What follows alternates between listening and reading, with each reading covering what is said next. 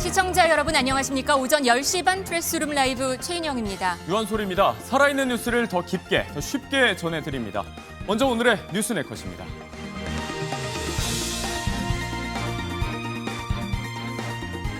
(21대) 대통령 선거 사전투표가 오늘 오전 6시 시작됐습니다. 아침 일찍 투표 참여한 인물들인데요. 이 시각 현재 사전투표율은 역대 최고입니다. 이준석 후보의 TV토론회 여성 혐오 발언 논란 속에 이 후보가 조금 전에 긴급 기자회견을 했습니다. 사과는 했지만요. 이재명 후보의 장남 의혹을 또 거론했습니다. 별이 깊은 밤, 어젯밤 김문수 후보는 이렇게 우두커니 누구를 기다렸습니다. 사전투표 직전 단일화 회동은 결국 불발로 돌아갔습니다. 아름다운 이야기로 감동을 선사했던 화제의 드라마 폭삭 소가수다를 두고 그다지 아름답지 않은 이야기가 나오고 있습니다. 제작진의 갑질 의혹에 휩싸였습니다. 그리고 다시 대선 이야기요. 어제부터 실시되는 여론조사는 공표되지 않습니다. 대선 전에 저희가 전해드릴 수 있는 마지막 여론조사 결과 보시면서 시작해봅니다. 장가희 기자의 보도입니다. 리얼미터의 마지막 여론조사에서 이재명 민주당 대선 후보는 오차범위 밖 우세를 이어갔습니다. 이재명 후보와 김문수 후보의 지지율은 각각 49.2%, 36.8%로 집계됐고 이준석 개혁신당 후보는 10.3%를 기록했습니다. 지난주 후반 실시됐던 같은 조사보다 이재명 후보는 2.6%포인트 올랐고 김문수 후보는 0.8%포인트, 이준석 후보는 0.1%포인트 하락했습니다. 리얼미터 측은 이명박, 박근혜 전 대통령의 지지 선언과 이준석 후보의 단일화 거부 등으로 보수 진영 내 결집과 분열이 동시에 진행됐다고 분석했습니다. 김문수 후보와 이준석 후보의 단일화를 가정한 대선 양자 대결에서는 이재명 후보가 과반을 기록했습니다. 이재명 후보 52.3%, 김문수 후보 41.7%로 10.6%포인트 격차를 보였는데 지난 조사 한 자릿수 격차에서 더 벌어졌습니다. 이재명 후보와 이준석 후보 양자 대결에선 이재명 후보가 50.6%, 이준석 후보가 36.7%를 기록해 지난 조사보다 격차는 2%포인트 늘었습니다. 지지 여부와 상관없이 이번 선거에서 당선 가능성이 높은 후보를 묻는 질문에는 이재명 후보가 57.8%로 선두를 지켰습니다. MBN 뉴스 장가희입니다. 21대 대통령 선거 사전투표가 시작이 됐습니다. 오늘과 내일 오전 6시부터 오후 6시까지 투표할 수 있습니다. 김종욱 더불어민주당 선대위 언론특보 그리고 강전의 국민의힘 대변인 나왔습니다. 안녕하세요. 네, 안녕하세요. 네, 사전투표가 시작이 됐습니다. 이 전국의 사전투표소 어느 곳에나 할 수 있기 때문에 이재명 후보는 서울 신촌, 김문수 후보는 인천 계양을 그리고 이준석 후보만 자신의 지역구 동탄에서 투표를 하게 됩니다. 각 후보자들이 택한 사전투표 장소, 이게 좀 궁금한데요. 어떤 의미가 있을까요? 일단 기본적으로 선거라고 하는 것은 우리가 살아갈 미래에 대해서 어떤 사람에게 맡기면 잘 살 수 있을 것인가. 그럼 궁극적으로는 더 오래 살 청년들의 미래를 설계하는 선거이기 때문에 네. 그런 청년들이 많이 모여있는 신촌에 가서 투표를 독려하려는 측면도 있는 것 같고요. 그다음에 박근혜 전 대통령이 탄핵당한 다음에 대선이 열렸을 때 30, 40대보다 20대가 투표율이 더 높았습니다. 그런 의미에서 20대가 대한민국의 민주주의를 지키기 위해서 더 많이 투표에 참여해달라고 하는 이런 어떤 호소 이런 것들을 하기 위해서 신촌으로 방문을 했고요. 진짜 20대 여러분들 더 오래 사시잖아요. 그러니까 투표 많이 하셔서 더 좋은 후보를 뽑아주시기 바랍니다. 20대들, 청년들을 겨냥한 신촌이었군요. 네. 이재명 후보는. 그리고 각도 다른 김은혜 의원은 또 재밌는 게 경기도 시흥 거북섬에서 사전투표를 한다고 들었습니다. 그렇죠. 일단은 저희 김문수 후보에 대해서 맞아, 먼저 계양을이죠? 말씀을 드리면 예. 네, 계양을에서 한다고 하는데 일단은 사전투표 자체에 대해서 후보 스스로가 태도가 변화된 부분, 이 부분을 짚어야 될 것으로 생각을 합니다. 경선 과정에서 8명 중에 1명이었을 때는 사전투표 폐지가 공약이었었는데 네. 결국에는 당의 후보가 되면서는 중도 확장적인 모습들을 보이면서 비상계엄에 대해서도 두 차례 차례 공식적으로 사과를 한 부분들이 있었고 사전투표는 이제 폐지 같은 것은 공약에 들어가 있지 않고 오히려 본인 스스로도 사전투표를 하겠다. 이재명 대표와 정면 승부를 하겠다라는 것이죠. 이재명 대표의 지역구에 가서 하겠다라고 밝히면서도 또 지지자분들께 걱정하지 말고 사전투표에 많이 나와달라라고 독려를 하는 모습까지 네. 보여드리고 있습니다. 그래서 자연스럽게 이재명 후보의 네. 지역구를 먼저 선택했다. 그렇죠. 인천 같은 경우에는 저희에게는 험지이기도 하고 인천 상륙 작전이 생각난다라고도 많은 분들께서 얘기해 주십니다. 네. 결국에는 역전의 발판은 이재명 대표의 지역구에서 시작하겠다라는 뜻인데요. 조금 아까 말씀 주신 것처럼 김은혜 선대위원장 같은 경우에는 거북섬에 가서 하겠다라고 하고 있거든요. 이번 선거 과정에서 이재명 대표가 뭐 커피 원가 120원 논란이라든지 호텔 경제학 이런 것들도 있습니다만 지역적으로는 시흥에 있는 거북섬 여기에 소상공인들의 눈물을 제대로 닦아주지 못하는 모습들이 있었습니다. 저희가 어쨌든 민생을 살리겠다. 그리고 이재명 대표가 벌려놓은 이 수습되지 않는 상황에 대해서 국민의힘이 책임을 지고 여기에 대해 처리를 해나가겠다라는 방향으로서 지금 김은혜 의원 같은 경우에는 거북섬에 가서 사전투표를 할 것으로 알려지고 있습니다. 네, 사전투표 장소를 정하는 것도 꽤 많이 신경을 쓴 것 같습니다. 이 대선 후보들이 사전투표를 독려를 어제 많이 했었는데요. 이 모습 한번 보고 오시겠습니다. 빠짐없이 다 투표하고 사전투표도 다 참여해서 이 나라의 진짜 주인이 누구인지 이 나라의 진정한 권력자가 누구인지 확실하게 증명하지 않겠습니까, 여러분? 저도 사전투표할 겁니다. 만약에 사전투표에 부정이 있다고 생각하면 바로 신고를 하세요. 적발하면 완전히 그 판을 뒤집을 수 있습니다. 그러니까 걱정 마시고 사전투표 해주시죠.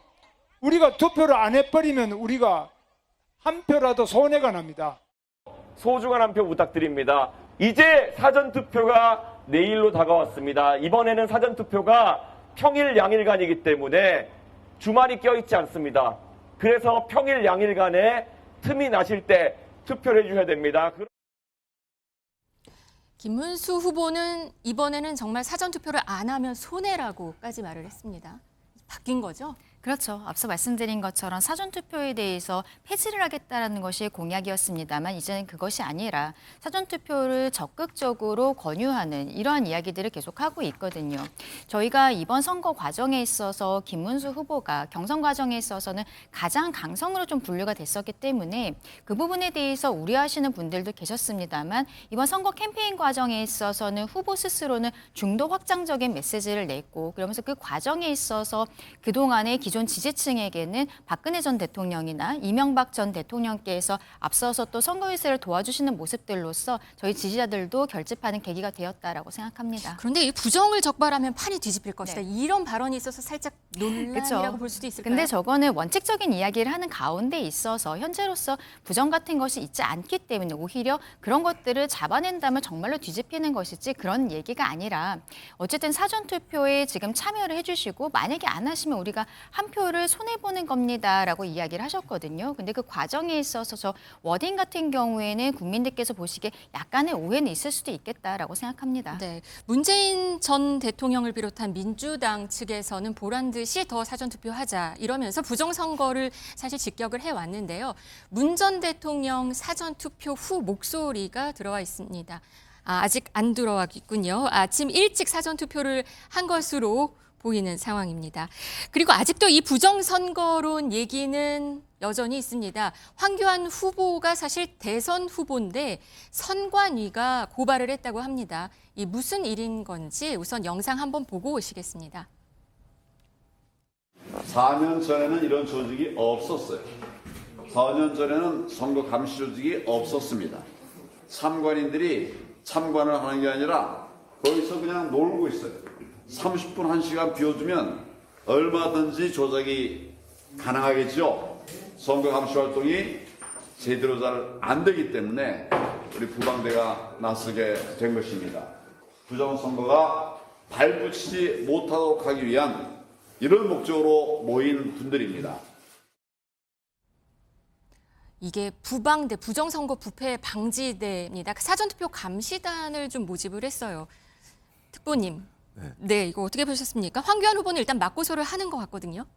고소고발 하시라고 내버려 둬야 된다는 생각이 들고요. 부정선거 주장하시는 분들은 끝까지 사실이 확인돼도 부정선거라고 말씀을 하세요. 전 그런 측면에서 김문수 후보가 사전투표를 하시라고 국민들에게 말씀하신 건 좋다라는 생각이 드는데 4월 달 국민의힘 경선 과정에서 부정선거를 계속 언급하셨어요. 저는 이번에 사전투표를 독려하시면서 대한민국에 부정선거는 없다라고 명확히 밝히셨다고 한다면 저는 황교안 후보 혼자만 유일하게 부정선거를 주장하는 사람이 될 것이고 앞으로 부정선거라는 얘기가 매우 좀 줄어들 거라는 생각이 드는데 그런 말씀을 명확히 좀 안 하신 게 좀 안타깝다는 생각이 들고요. 또 하나는 헌법재판소도 대한민국에서는 부정선거가 없었다고 얘기를 했었고 대법원도 수십 차례 대법원에 대한 요구, 질문에 대해서도 대한민국에는 부정선거가 없다고 얘기했었고 파면당한 윤석열 전 대통령의 대학 동기를 임명해서 선관위 사무총장이 된 분 같은 경우도 신이 아니면 대한민국에서 부정선거가 불가능하다고 말씀하시는 상황입니다. 그리고 국민들에게 더 많은 참정권을 보장하는 건 거기서 당선된 사람의 정당성을 더 높이는 거거든요. 그럼 70%보다는 80%의 후보가 80%보다는 90%의 후보가 더 많은 국민들이 나와서 뽑아주는 거라면 사전선거를 더 늘리자고 얘기를 해야 되는 게 맞는 거죠. 지금 근데 역대 최고 투표율입니다. 사전 투표율로서는 오늘 현재 10시 현재 봤었을 때는요? 뭐 제가 볼 때는 원래 선거라면 3월 9일 날 열려야 되는 거 아닙니까? 근데 소위 이 비상계엄, 위헌위법적인 비상계엄을 통해서 파면당한 거잖아요. 근데 이 위헌위법적인 비상계엄이라는 게 어떤 겁니까? 헌정을 파괴하고 국민의 기본권을 침해하려고 하는 거니까 그런 정치가 다시는 나타나지 말아야 된다라고 하는 국민들의 바람들이 투표율이 높게 나오는 가장 중요한 원천이라는 생각이 들기 때문에 저는 이번 선거 본투표가 있기 이전에 국민의힘 김문수 후보 같은 경우도 이 내란 문제와 내란 우두머리 문제에 대한 명확한 입장을 밝히시는 것이 민주헌정을 지켜나가는 중대한 선거로서 국민들에게 이번 대선이 각인될 수 있다는 생각이 들기 때문에 좀 그러셨으면 좋겠다라는 바람을 말씀을 좀 드립니다. 예. 자, 이렇게 이틀간의 사전투표가 시작된 대선 레이스, 일각에서 나오고 있는 부정선거 논란도 여전하고요.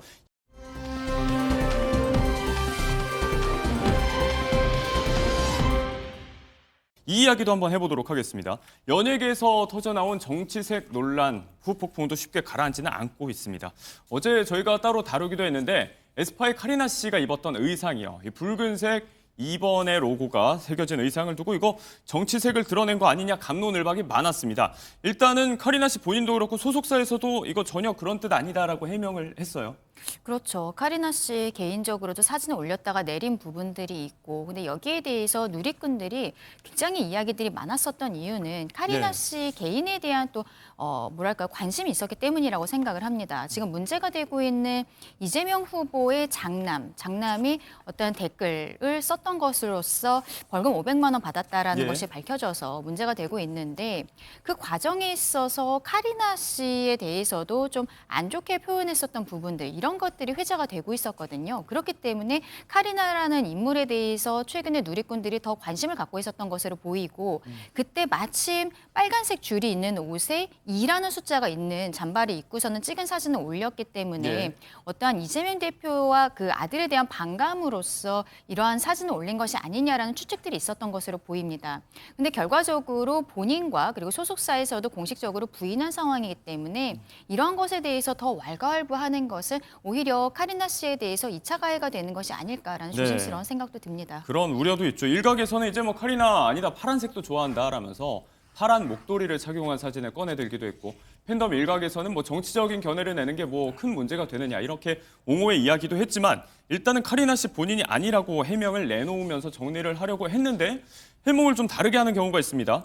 보수 지지 연예인으로 알려진 JK 김동욱 씨가 환영 메시지를 내기도 했고 국민의힘에서도요. 이제 일단 이 관심과 이 흐름을 좀 이용하겠다는 분위기도 조금은 읽혀요. 이제 뭐 카리나에 대한 이른바 샤라운 메시지도 있었고 이수정 당협위원장이 일단 이거 의도가 있었던 발언이다를 좀 전제로 한 것 같은 이야기도 꺼내놨거든요. 이거 넘어간 거 아니냐라는 지적도 있어요. 시기적으로는 공식적인 해명이 나오기 전에 있었던 일로 보이고 어쨌든 본인 스스로가 여기에 대해서 좀 불편해하는 메시지들이 나오고 있기 때문에 정치권에서도 여기에 대해서 더 확대하는 것은 이런 메시지들이 계속 나오는 것은 앞서 말씀드린 것처럼 오히려 2차 가해가 될 수 있는 부분이라고 생각을 하거든요. 그러니까 그런 부분들을 좀 자제해야 되지 않을까. 올린 글 같은 경우에도 다 좀 삭제를 하는 것이 맞지 않을까라고 생각합니다. 네.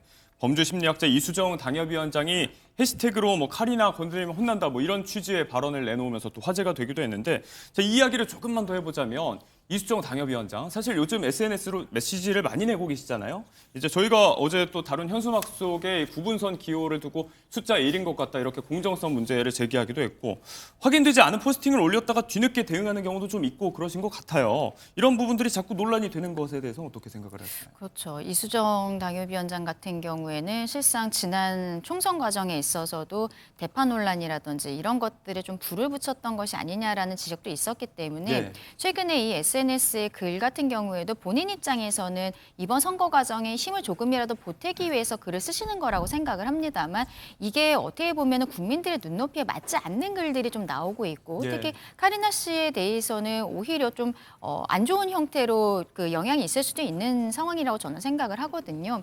좀 이 상황에 있어서 이수정 교수께서 스스로 조금 자중을 하시는 편이 여러모로 좋지 않을까라고 네. 생각을 합니다. 당 차원에서도 조금 이제 역효과가 날 수 있는 이야기들은 자중하는 게 좋겠다라고 말씀을 해주셨고요. 선거전이 자꾸 과열되다 보니까 뭐 이런저런 논란들이 생기고 있습니다. 연예계에서도요. 이런 일도 있었어요. 코요태 신지 씨가 예전에 손가락으로 V 포즈를 취한 사진이 마치 특정 후보를 지지하는 것처럼 이용이 되고 있다면서 법적 대응도 언급을 했습니다. 김종국 특보님, 누가 누굴 지지하고 이런 문제를 떠나서 워낙에 민감한 시기다 보니까 정치권뿐만이 아니고 유권자들 입장에서도 뭐 사진이라든지 일상적 영역에서 다 좀 조심을 해야 된다. 이런 분위기, 상황들이 좀 이어지고 있는 것 같아요. 아니 왜 국민들이 조심을 해야 됩니까? 해석을 하는 사람이 문제입니까? 그렇죠. 아니, 그러니까 V라고 못합니까? 이게 일반적인 V잖아요. 뭐 제가 만약에 1번을 지지하고 있습니다만 이렇게 했다고 해서 너 왜 이렇게 하냐라고 얘기하는 게 상식적으로 말이 됩니까? 아니, 지금 선거라고 하는 건 축제장인데 오히려 유권자들이 조심을 해야 된다는 건 좀 말이 안 된다는 생각이 들고요. 그래서 갑자기 대선이 되니까는 1번, 2번이 고생을 하고 색깔이 고생을 하는 일들이 벌어지는데 예. 자유롭게 얘기할 수 있습니다. 오히려 자유롭게 얘기하고 자유롭게 토론하는 게 중요한 거고요. 선거라고 얘기하는 건 특정 후보를 맹목적으로 좋아하는 것이 아니라 우리 대한민국이 어디로 가야 되는지에 대한 국민적 토론들을 벌이고 그 토론 속에서 누가 좀 더 나은 비전과 정책을 내는가, 뭐 이런 것들을 다퉈야 되는데 너는 왜 1번이냐, 너는 왜 2번이냐, 너는 왜 빨간색이냐, 너는 왜 파란색이냐. 아니 색깔이라고 하는 것이 빨간색, 파란색, 빠지노초, 파란보가 다 어울려가지고 아름다운 색상이 만들어지는 거잖아요. 제발 좀 그냥 내버려 두시고요. 색깔이나 숫자보다는 그 후보가 어떤 미래를 얘기하는가, 그 미래가 장밋빛인가 아니면 캄캄한가, 네. 이런 것들을 중심으로 좀 선거를 축제처럼 좀 느끼셨으면 좋겠다, 이런 말씀을 드리고 싶습니다. 선거가 축제처럼 됐으면 좋겠습니다.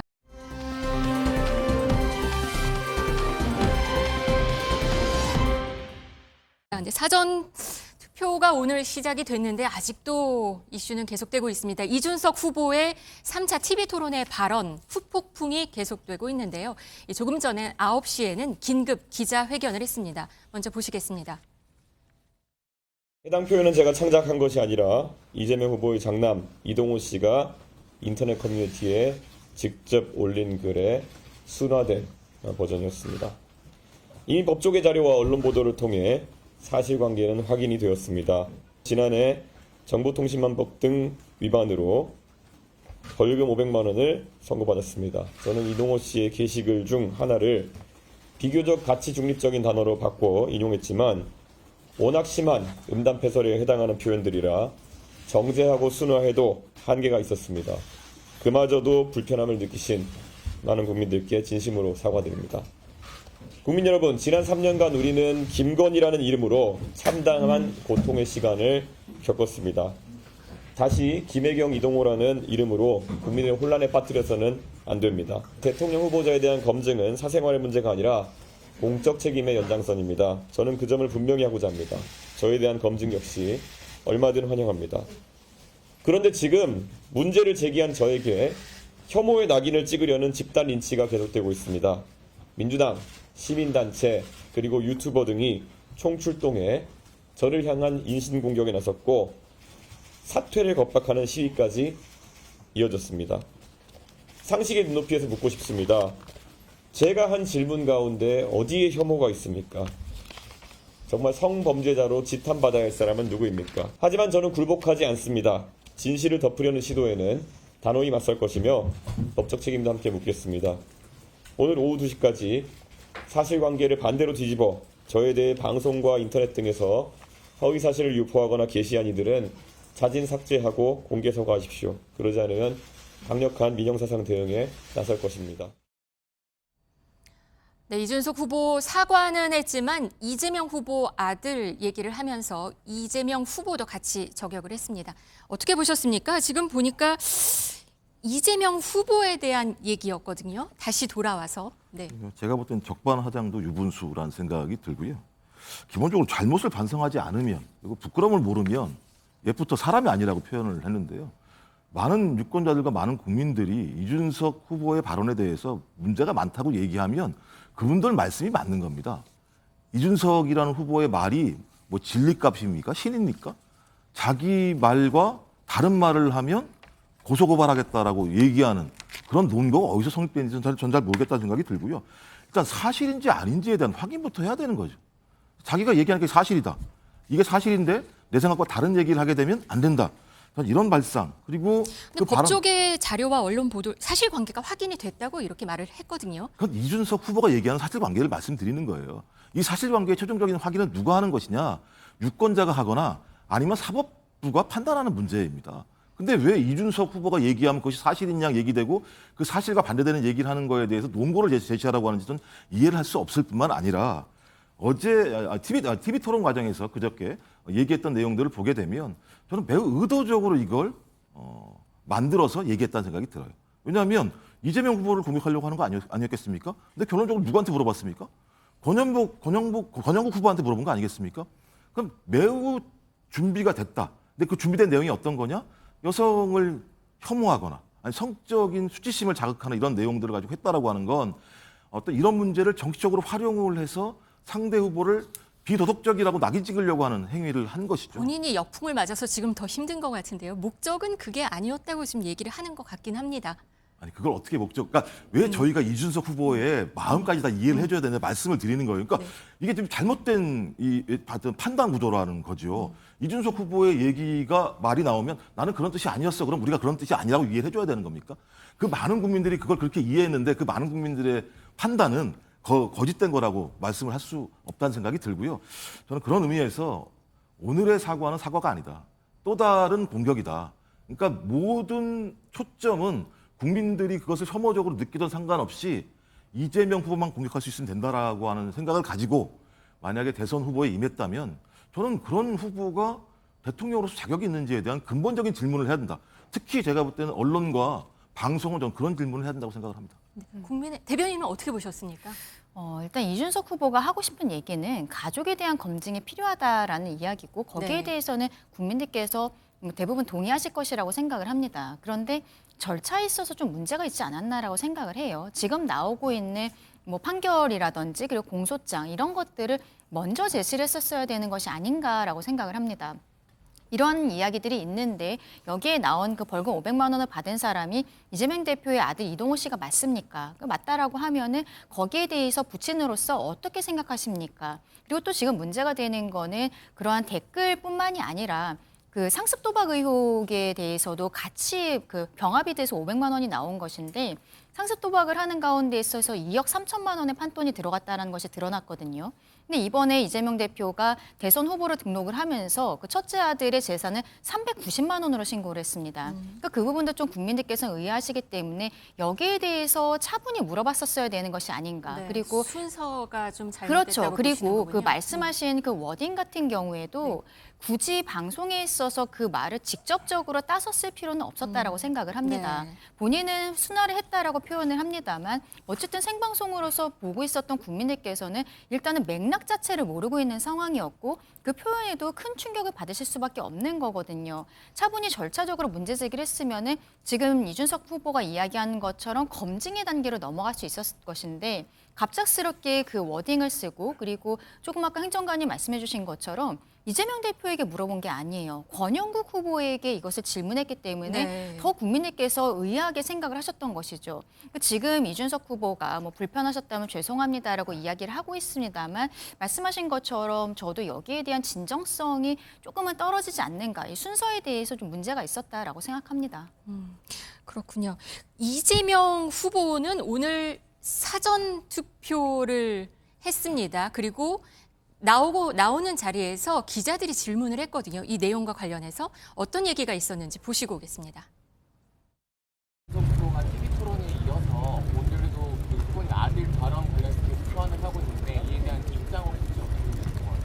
이 엄중한 시기에 내란 극복, 민생 회복에 대해서 또 국가의 운명에 대해서 좀 더 진지하게 고민하는 그런 선거가 되길 바랍니다. 말을 하지는 않았네요, 특보님. 뭐 말할 필요가 없죠. 저런 것에 대꾸하기를 바라면서 아마 이준석 후보가 저런 발언을 했다는 생각이 드는데요. 그러니까 TV 토론할 때 핵심적인 내용은 뭐였냐면 권영국 후보한테 물어본 게 두 당은, 그러니까 민주당과 권영국 정당은 성인지 감수성이 어떠냐 이렇게 질문했던 거예요. 근데 오늘 아침 얘기하는 건 뭐냐면 가족 검증으로 넘어가요. 그러니까 이런 맥락을 잘 짚어주셔야 된다는 생각이 들고요. 원래 하려고 했던 얘기는 그거였는데 성인지 다른 감수성이 있냐 쪽을 없냐 물어봤던 하니까. 거잖아요. 근데 갑자기 네. 오늘은 가족도 검증해야 된다는 얘기를 하고 있어요. 근데 이준석 후보가요, 2021년 7월 2일 날 윤석열 전 대통령 장모가 징역 3년 선고가 돼서 법정 구속되니까 네. 대한민국은 연좌를 하지 않는 나라다라고 얘기했었고요. 네. 2024년 2월 18일에는요. 문명사회에서 연좌제에 동의할 사람은 없다. 저는 여야를 불문하고 가족의 일탈을 해당 정치인과 묶어서 비판하는 것은 지향이 왔다. 제가 볼 때는 이준석 후보가 이준석 후보를 부정하는 발언들을 계속하고 있는 상황이거든요. 그게 과거 2021년도 이준석 후보의 발언인데요. 저희 준비했습니다. 아, 한번 그렇습니까? 보고 오시겠습니다.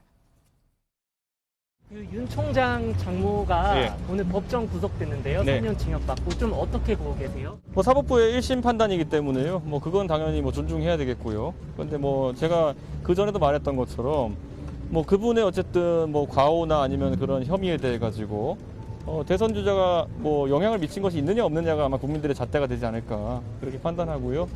대한민국은 어쨌든 연좌를 하지 않는 나라이기 때문에 뭐 그런 부분에 대한 것들은 국민들이 판단할 것이다 이렇게 봅니다. 저는 윤석열 전 총장의 입당 자격 요건에는 전혀 문제가 없다 이렇게 판단하고 있고요. 저는 뭐 그런 부분에 대한 제약을 가할 생각도 없습니다. 네, 과거 발언이 다시 또 소환이 됐습니다. 어떻게 보셨습니까? 그렇죠. 가족에 대한 검증을 어디까지 해야 되는가. 아마 뭐 그것은 지금 토론회 과정에선 불필요하다라고 말씀을 하시는 것으로 보이는데 윤석열 정부가 3년으로서 조기 종식하게 된 과정에 있어서는 민주당이 계속적으로 김건희 여사에 대해서 조사, 뭐 수사, 특검 이런 것들을 요구했던 것들이 무너지게 된 큰 계기가 되었다는 거 국민들께서도 그렇게 받아들이고 계실 것이라 생각을 합니다. 네. 그래서 저희 국민의힘 같은 경우에는 아예 이번 22대 국회 안에서는 영부인과 관련한 법으로서 들어가는 예산이라든지 인력 이런 것들을 투명하게 하겠다 이런 이야기를 말씀을 드리면서 어쨌든 배우자들의 토론회라든지 꼭 토론회가 아니어도 이런 검증할 수 있는 장을 만들자라고 말씀했던 것이 바로 이런 부분들이었었거든요.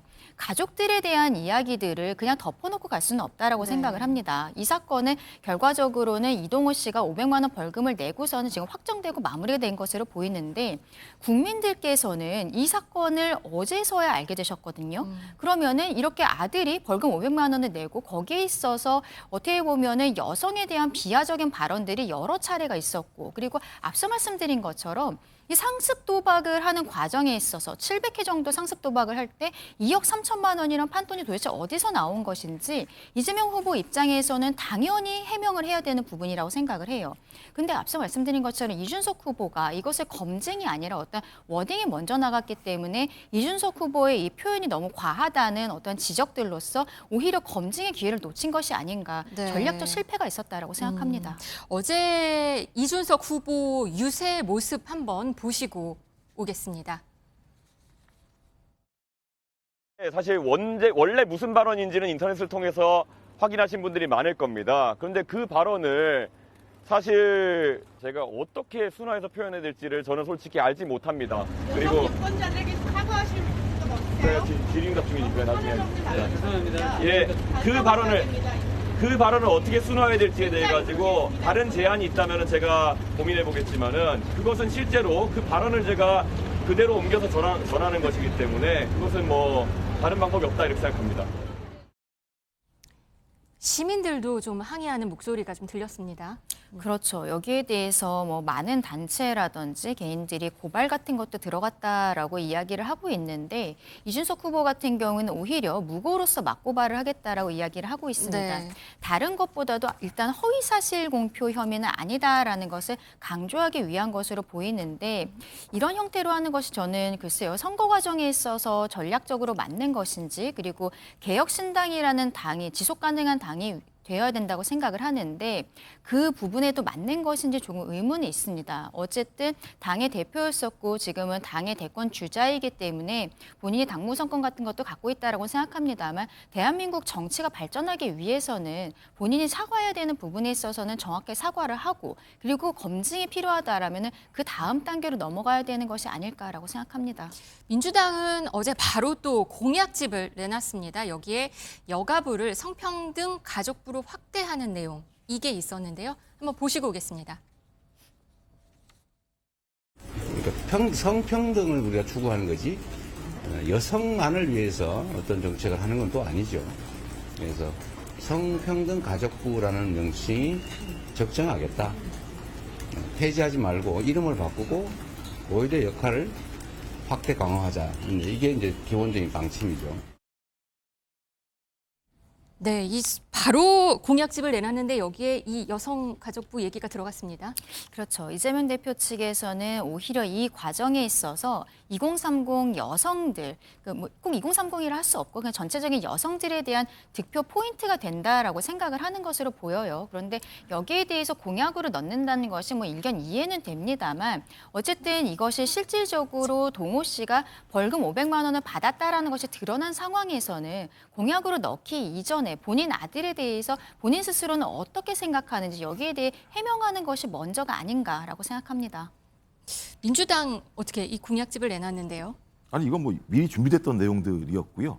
그러니까 이 성평등 가족부로의 확대 개편뿐만 아니라 어제 나왔던 거냐 2030 여성을 위한 안전사회 건강한 삶 공약도 나왔고 그다음에 결혼과 육아 공약 그래서 패키지로 한국 사회가 젠더의 평등성, 그러니까 성평등 사회로 갈 수 있는 중요한 일들을 민주당이 중심적으로 하겠다 이런 얘기를 하는 것이고요. 앞으로 다 아시겠습니다만 3, 4차 산업혁명이 벌어지는 상황 속에서 여성들의 어떤 힘이라고 하는 것이 앞으로 산업 발전에 매우 중요한 역할을 할 수밖에 없는 것이다. 그럼 그런 사회로 변환할 수 있도록 사회 시스템을 바꿔야 된다는 생각들은 민주당 내부에서 계속적으로 나왔던 내용들입니다. 그런데 뭐 말씀하셨던 것처럼 그저께 이준석 후보의 그런 발언이 나왔기 때문에 민주당이 얼마만큼 젠더 평등성, 성평등성을 추구하는지에 대해서 국민들에게 알리기 위한 측면이기 때문에 저는 매우 적절한 타이밍에 이런 것들을 통해서 여성을 혐오하거나 젠더를 갈라치려고 했던 이준석 후보의 과거 정치 행태가 한국 사회를 파행으로 분열로 몰고 간다는 측면들을 좀 부각시키면서 민주당을 비롯한 건강한 정당이라면 성평등 이런 사회를 통해서 우리 사회가 훨씬 더 통합적으로 가야 된다라고 하는 부분들을 강조하기 위해서 어제 이런 공약들을 패키지로 국민들에게 발표한 것으로 이해해 주셨으면 좋겠습니다. 이준석 후보는 오늘 아침에 나온 기자회견에서 어디서든 어떤 조건이든 후보 간 토론에 응하겠다 이런 제안도 했습니다. 뭔가 토론을 다시 한번 제안을 하기도 했는데요. 역공을 맞는 듯한데 이번 기자회견으로 또 어떻게 흘러갈지 좀 지켜봐야겠습니다.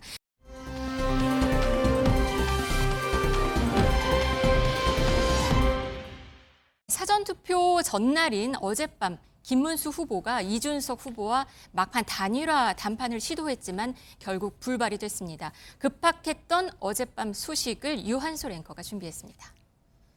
일단 어제 저녁에 김문수 후보는 대구였습니다. 대구에서 집중 유세를 마치고 돌아오는 것 여기까지가 언론에 알려진 공식 유세 일정이었는데요. KTX로 부랴부랴 올라와서 서울역에 도착한 시간이 밤 10시 반, 곧바로 여의도를 찾았습니다. 바로 이준석 후보가 천하람 의원실에 있다 이런 정보가 들어왔기 때문인데요. 그리고 이렇게 야밤에 급거 시도한 회동은 결국 불발됐습니다. 당초 들은 것과 다르게 의원실에 사람이 없었다고 하는데요. 그래도 김 후보는 기다렸습니다. 한 매체에 보도된 것처럼 덩그러니 앉아서 날짜를 하루 넘겨서 이렇게 오늘 오전 12시 40분까지 하염없이 기다렸지만 전화를 아무리 해도 받질 않는다. 못 만났습니다. 단일화 논의에 관해서 모든 전화에 대한 수신 차단을 선언했던 이준석 후보죠. 눈앞에 없으니까 만날 길이 없었습니다. 그제 김 후보가 만난 이명박 전 대통령이 한번 직접 찾아가봐라 조언을 했다고 하죠. 직접 그래서 찾아갔지만 일단 소득 없이 돌아서게 됐습니다. 그렇다면 이준석 후보 측에서 나온 입장은 어떨까요? 개혁신당 김철근 종합상황실장입니다. 본인의 SNS를 통해서 야밤에 의원회관을 떠돌며 단일화를 호소하는 절박함은 이해한다면서도 그 절박함이 국민이 아닌 정치 생명 연장의 꿈에서 비롯된 거라면 무책임한 태도다 메시지를 남겼습니다. 그럼 이제 김 후보는 정말 포기하는 걸까요? 글쎄요, 국회를 나서면서도 본투표일인 6월 3일까지 계속 접촉을 위해서 노력하겠다고 취재진에게 말을 했다고 하죠.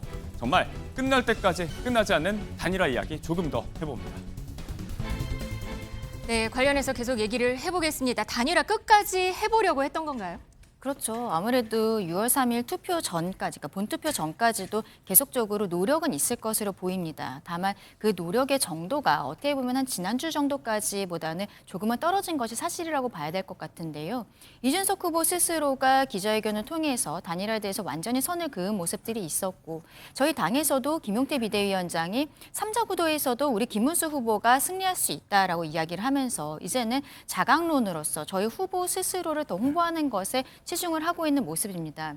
그럼에도 불구하고 김문수 후보가 어제 피곤한 가운데 저렇게 밤에 찾아간다든지 이런 모습은 단일화도 물론 중요합니다만 포용하는 모습을 보여드리는 것도 국민들께 굉장히 좀 의미가 있는 부분이다라고 저는 개인적으로 생각을 하는데요. 조금 아까 김철근 개혁신당 종합상황실장 같은 경우에는 국민이 아닌 정치생명 연장의 꿈에서 비롯된 것이 아니냐라고 이야기를 하고 있습니다. 저희는 오히려 반대로 돌려드리고 싶어요. 이제 지금 이준석 후보 역시도 이재명 대표를 막아야 한다. 그리고 민주당을 막아야 한다는 대의에 대해서는 저희와 함께하는 부분들이 있거든요.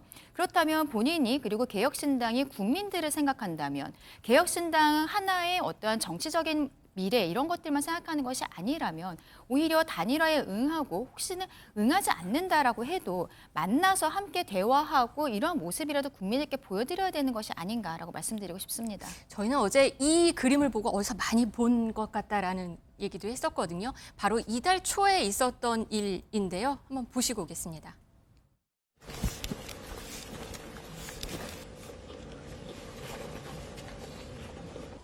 당에서 후보 단일화를 주도하고 싶었겠습니까? 11일 후보 등록 이전에 단일화를 마쳐야 되기 때문에 하는 그런 절박한 심정에서 당이 불가피하게 관여하고 주도하면서 단일화를 하라고 요청을 했던 겁니다. 당원들의 뜻을 받들어서 지도부가 나선 것이라는 점을 이해해 주셨으면 고맙겠습니다. 네, 저때 김문수 후보가 단일화를 거절했을 때 권성동 원내대표가 한밤에 찾아갔지만 만나지 못했던 그때 상황이었습니다. 그때 당시에 이준석 후보가 김문수 후보는 사실 잠복 전문가다 이렇게 말을 했거든요. 이번엔 조금 반대인 것 같습니다. 그러니까 저부터 의문이 있는데요. 그렇게 안 만나주겠다는데 왜 만나려고 하실까? 그러면 김문수 후보와 이준석 후보는 만나지 않고 있지만 물밑에서 뭐가 대화가 오가나? 그런 게 전제되지 않는다면 저렇게까지 해야 될 하등의 이유가 있나? 이런 생각이 들고 계속 저렇게 매달리는 모습을 보면 김문수 후보에 대한 지지층들의 생각이 좀 흔들리지 않을까 이런 느낌도 들고요. 또 말씀하신 것처럼 이제 김문수 후보가 한덕수 총리의 마음을 이제 알겠구나. 그 당시에 이제 예를 들면 한덕수 총리와 단일화를 하려고 했던 측면들이 있었으니까요. 전 그래서 그 마음을 안다면 이준석 후보의 마음도 충분히 알지 않을까? 그렇다면 제가 볼 때는 저렇게까지 해야 될 이유가 있을까라는 생각이 들고요. 또 하나는 이준석 후보가 계속 하는 얘기가 있잖아요. 우리가 단일화하게 되면 내가 내란 세력의 내란에 동의하는 행태가 되는 거다. 난 그럴 수 없다라고 얘기를 하는 거죠. 그리고 이번 선거가 왜 열렸는지 명확히 말씀하셔야 되는데 국민의힘이나 이준석 후보나 이번 대선을 이재명 후보를 막는 선거라고 말씀하시는데 이게 말이 되나요? 상식적으로? 12월 3일, 4일 밤 우리 국민들은 그 밤을 모두 기억하고 있습니다. 위헌위법적인 비상계엄을 통해서 소위 정권을 더 공고하게 하고 독재를 하려고 했던 윤석열 전 대통령 그리고 그것을 계속 옹호하고 비호했던 국민의힘 이런 세력들을 응징하는 선거가 이번 선거인데 갑자기 이 선거의 프레임을 갖다가 이재명 후보를 막는다? 이재명 후보가 위헌위법적인 비상계엄을 했습니까?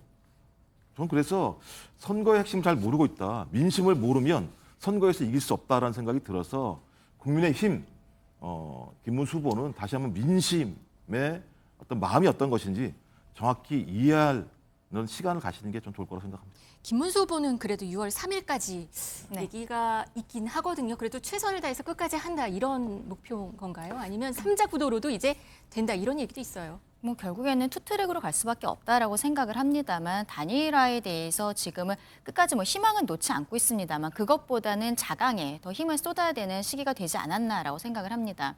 오늘 이미 사전투표가 시작이 되어 있는 상황이고 또 사전투표율도 예전보다 높다라고 지금 계속 보도가 나오고 있는 상황이거든요. 김문수 후보가 최근에 별명이 파파미입니다.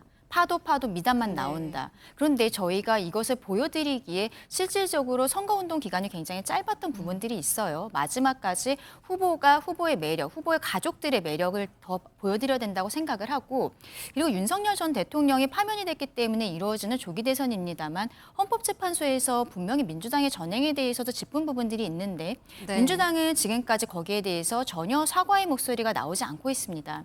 사과의 목소리가 나오지 않는 것을 넘어서서 사법부를 무력화하려는 시도들이 계속되고 있다라고 볼 수밖에 없다고 생각하거든요. 이러한 민주당을 막는 것 역시도 이러한 어떤 뭐랄까요? 지금 이런 폭정이랄까 이재명 대표가 입법부와 행정부를 넘어서서 사법부까지 장악하려는 이러한 시도에 대해서 큰 틀 안에서 이준석 후보가 우리가 함께해야 된다는 것에 있어서는 분명히 공감하는 부분들이 있을 것이기 때문에 끝까지 노력은 해야겠다라고 생각합니다. 네, 알겠습니다. 조금만 말씀드려도 되나요? 네. 이게 폭정은 뭘 했을 때 얘기할 수 있는 비판인 거예요. 아니 그 정권에 대해서 장악을 하지도 못했는데 무슨 어떻게 폭정을 할 수 있다고 말씀하시는지 잘 모르겠고요. 또 하나는 입법부를 우리가 강탈했습니까? 국민이 투표로 만들어 주신 거예요. 대통령도 마찬가지입니다. 국민이 만들어 주는 거예요. 아니 국민이 입법권을 주고 국민이 대통령으로 뽑아주면 국민이 원하는 대통령이잖아요. 근데 그런 대통령이 왜 국민을 위해서 정치를 하지 폭정을 하겠습니까? 제가 볼 때는 이건 프레임을 짜는 거예요. 그러니까 이재명 후보는 뭐가 문제가 있다라고 프레임을 짜는 건데 그 정확한 근거를 대셔야 돼요. 안 그러시게 되면 예를 들면 지속적으로 내란을 옹호한다라는 말씀에서 자유로우실 수 없으실 거예요.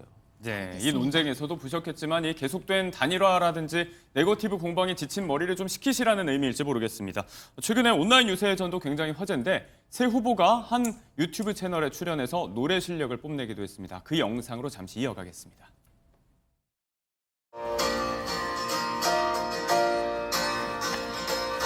하얀 손을 들며 아직 아니야? 예, 걸어서 나옵니다. 하얀 손을 들며 입가에 예쁜 미소 짓지만 몇 년 만에 보는 거예요? 미성이시네요. 예.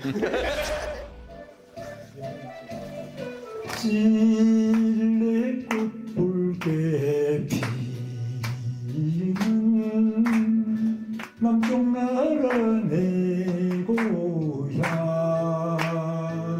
운동권 저거 한번 불러보세요. 그 바닥 쏟아신 거 아니에요? 군인의 노래. 나 그거 다시 모두 흘러가네 청춘 두 사들로이로다.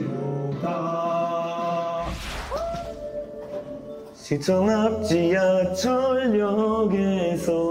너를 다시 만났었지. 신문을 사려 돌아섰을 때 너의 모습을 보았지. 라라라라라라라라라.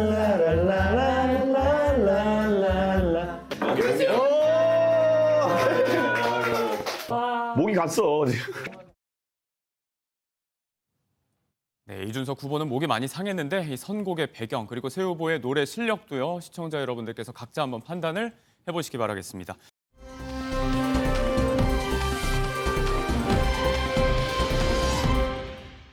저희 오늘 뉴스네컷에서 먼저 했던 이야기부터 짚어볼 텐데 올 상반기 국민 드라마라고 해도 무방할 것 같습니다. 폭삭 소가수다를 두고 그다지 안 좋은 이야기가 불거지고 있어요. 이거 무슨 내용일까요? 폭삭 소가수다 이 촬영장에서 굉장한 좀 갑질이 있었다라는 폭로가 연일 나오고 있습니다. 스태프다라고 밝히는 사람이 그 글에 따르면요. 촬영팀이 소품을 훼손하는 것은 굉장히 흔한 일이었다라고 이야기를 하기도 하고요. 빌린 버스에 철물점 라카 스프레이로 이렇게 칠하다가 걸리기도 했다라는 이야기도 했고, 그리고 걸리니까 실제로 신나로 지워주겠다라면서 오히려 적반하장의 태도를 보였다라는 겁니다. 네. 그리고 또 이 초과 수당을 지급을 해야 되는데 일을 시켜놓고 나중에 초과 수당을 못 주겠다라는 일까지 있었다라고 해서 법적인 좀 소지가 있어 보입니다. 네. 이게 또 폭로 글들을 보니까 정황이 꽤나 구체적으로 나오고 있는데 엑스트라 배우들에게 식사 제공도 제대로 하지 않았다라는 이야기. 배우들 사이에서는 이게 폭삭 소가수다 작품 자체가 기피 스케줄로도 유명할 정도였다면서요? 그렇습니다. 드라마 스태프 갑질 논란에 휩싸인 폭삭 소가수다. 이번 일을 계기로 그야말로 폭삭 당했수다가 되어버렸습니다. 예. 폭로에 따르면 이 제작진이 돈 쓰는 걸 아까워해서 최대한 비용 절감에 집중했다고 하는데요. 하나하나 살펴보면요. 추운 겨울이었는데도 어르신 출연자들을 방치해두고 식당에서 식사하는 시간을 30분으로 제한했고요. 예. 밥차나 티테이블 같은 것도 제공하지 않았다고 합니다. 그럼 뭐 바닥에서 먹어야 되는 상황이었나요? 그럴 수도 있는 거죠. 그리고 옷핏이 망가진다면서 의상팀이 의상을 제공해 줄 때 내복을 지급해 주지 않았다고 폭로를 하기도 했는데요. 네. 눈이 펑펑 내리는 날에 야외에서 대기시켜서 현장에서 배우가 직접 난로 앞으로 좀 서 있어라 이렇게 이야기를 했다고도 일화를 제기하기도 했습니다. 네. 가발을 씌우기 힘들다는 이유로 머리를 밀고 자르는 일도 있었다고 하는데요. 이게 넷플릭스의 작품이었는데도 불구하고 기본적인 지원이 전혀 없었다는 점에서 공분이 크게 일고 있는 것 같습니다. 배우들뿐만이 아니고 현장에서는 탁송이라든지 관계자들의 증언도 있었던 것 같고 사람이 참 먹는 것 같고 이렇게 하는 게 가장 서러운 일일 텐데 좀 아쉽습니다. 비용 절감을 얘기하기엔 또 의문이 드는 상황이 있어요. 일단 작품의 예산이 600억 원에 달했고 거기다 이제 OTT가 워낙에 큰 업체지 않습니까? 그래서 그렇습니다. 지원이 많이 있었을 것 같은데 관련 입장이 있었을까요? 이게 의문이 드는 부분이 바로 그 부분인데요. 이게 제작비도 많이 들여서 한 건데 어떻게 지원이 이럴 수 있지? 이런 논란이 일고 있습니다. 넷플릭스 측은 일단 사실관계를 확인 중에 있다라고 밝혔습니다. 예. 폭로 내용이 상당히 구체적이긴 합니다. 하지만 온라인상에 게시된 글만으로는 이게 실제 스태프가 당한 일인지 확인할 수 없으니까 공식적인 확인이 필요한 상황인데요. 네. 넷플릭스 측은 이 확인 중이고 확인된 내용에 대해서 유사한 사례가 있다면 재발하지 않도록 하겠다, 면밀하게 검토하겠다라는 입장을 밝혔습니다. 사실 확인 전까지는 확정적인 보도도 좀 자제해야 되지 않을까라는 생각도 들지만 아무튼 방영 전에도 민폐 촬영 논란에 휘말리고 잡음이 있었는데 성공적으로 방영이 끝나고 나서도 이렇게 안 좋은 이야기에 좀 시달리게 됐습니다. 연출을 맡은 이 김원석 PD 감독의 책임이 큰 거 아니냐 이런 목소리도 나옵니다. 과거에도 비슷한 논란이 좀 있었는데 김원석 PD는 여기에 대해서 어떤 입장이 있을까요? 김원석 PD의 경우에는 일단 연출가로서 당시 상황에 대해서 세심히 살펴야만 했는데 그렇지 못해서 죄송하다라는 입장을 밝히기는 했습니다. 예. 그러면서 근무 환경을 유지하려고 노력하기는 했지만 일부 여건상 부족한 부분이 있었다라고 미흡한 점을 인정을 했고요. 네. 앞으로는 개선된 환경이 잘 지켜질 수 있도록 노력을 하겠다라고 했는데 이게 2019년에도 비슷한 논란이 불거진 바 있다 보니까 여론은 굉장히 좀 좋지 않은 상황입니다.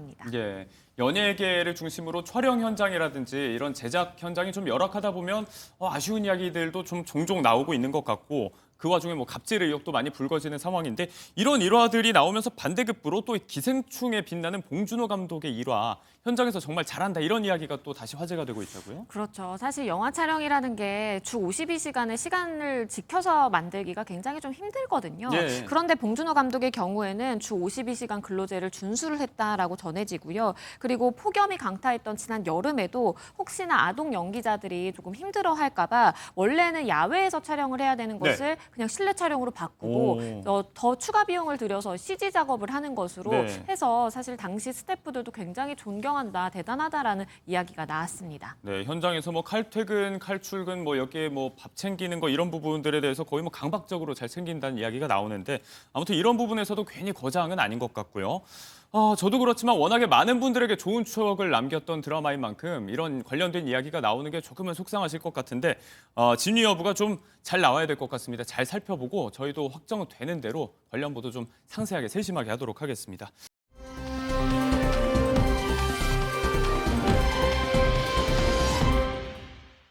조금 안타까운 얘기도 들어와 있습니다.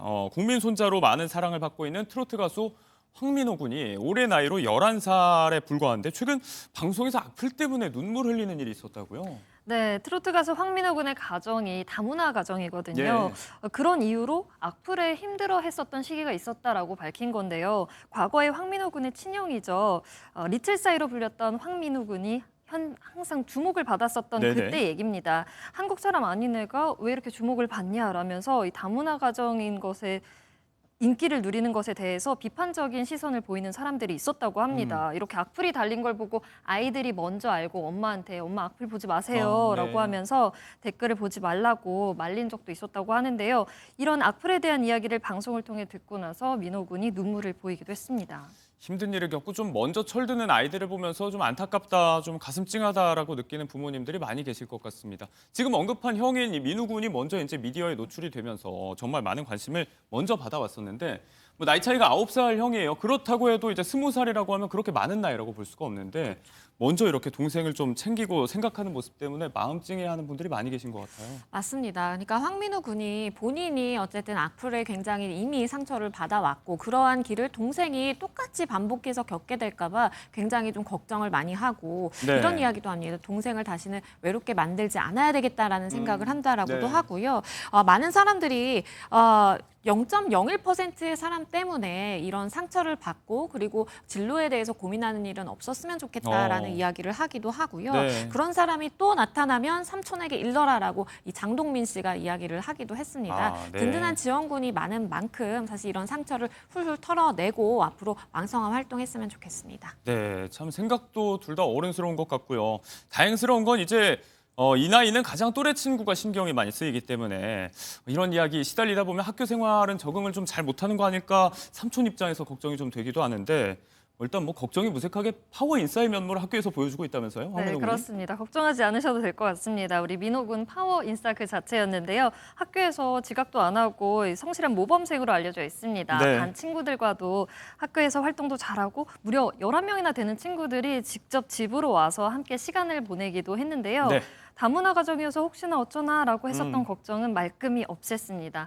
각종 경연 프로그램에 나와서 친구들이랑 놀 시간도 없었을 텐데 또래 아이들과 화기애애하게 잘 지내는 모습을 보여주었습니다. 우리 민호 군 사랑하고 응원하는 사람들이 더 많다는 걸 네. 알고 있는 것 같습니다. 네, 그렇게 어린 나이에도 참 씩씩하게 이 문제에 대해서 잘 대처하는 민호 군입니다. 그런 단단함이 노래를 들어봐도 좀 느껴지는 것 같거든요. 잠시 또 민호 군의 노래 한 곡 듣고 오시죠. 때는 순서대로 태어난다지만 갈 때는 순서가 없답니다. 99세까지 발랄하게 살다가 이틀 3일 앓다가 꿈꾸듯이 갑시다.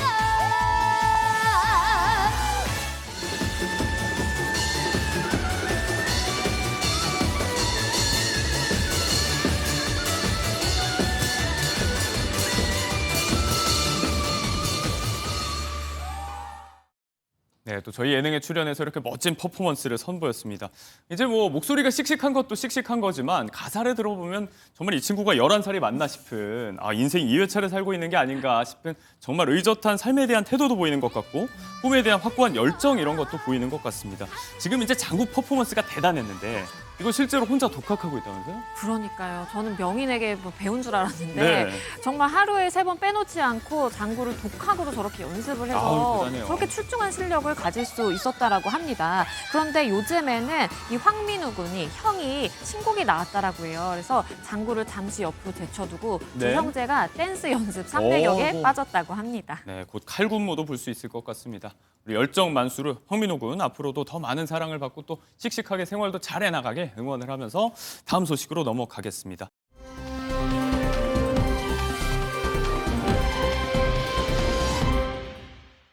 오늘 마지막 소식은요. 모카 열애에 빠진 스타의 이야기 들어와 있습니다. 배우 이동건 씨가 이혼 5년 만에 열애설이 불거졌습니다. 상대가 누군지에 대한 보도도 지금 나온 것 같아요? 그렇죠. 그러니까 미모의 여성과 이렇게 강남의 거리를 거닐면서 자연스럽게 스킨십을 했다라는 기사가 나왔었는데 그 예. 상대가 지금 강혜림 씨로 알려지고 있습니다. 그러니까 16살 연하의 이제 상대라고 볼 수가 있겠는데요. 네. 이 업계에서도 이 두 사람의 열애는 공공연한 비밀이었다라고 이야기가 될 정도로 두 사람의 사이를 스스럼 없이 주변 사람들에게 밝히고 전혀 숨기지 않는 그런 모습이었다라고 합니다. 네, 뭐 숨기지 않고 있다고 하니까 뭐 괜찮나 싶긴 한데 저희 입장에서는 조금 조심스러울 수 있는 부분이 일단은 공식 입장은 아니어서요. 소속사는 사생활이라서 알기 어렵다 이렇게 입장을 밝혔어요. 네, 양측 모두 열애에 대해서 말을 아꼈습니다. 이동건 씨의 소속사는 사생활 영역이라서 본인에게 확인하기 어렵다라고 밝혔고요. 네. 강혜림 씨 소속사 역시 사생활이라 확인하기 어렵다라고 말을 했습니다. 일단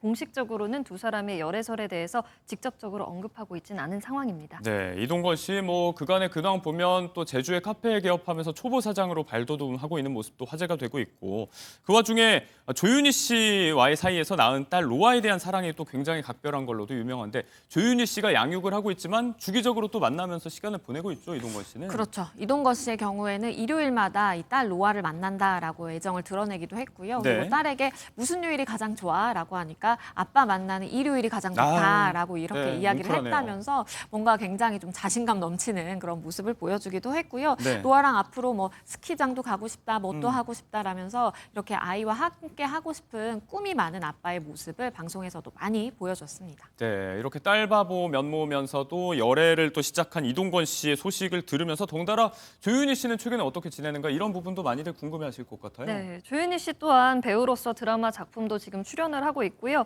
아이와 행복한 시간을 보내고 있는 것을 SNS에 올리기도 했습니다. 예. 최근에 여행을 다녀온 사진을 올렸는데요. 바닷가에서 모래사장에서 서로 모습을 찍어주는 따뜻한 모녀의 모습이 고스란히 담겼었습니다. 네. 배우로서의 활동도 또 엄마로서 아이를 챙기는 모습도 잊지 않는 모습이었습니다. 네, 이번 보도 앞서 말씀드린 대로 조심스럽긴 합니다. 그렇지만 뭐 딸 로아 양까지 모두가 행복할 수 있는 그런 전개 결말로 이어질 수 있길 기대해 보도록 하겠습니다.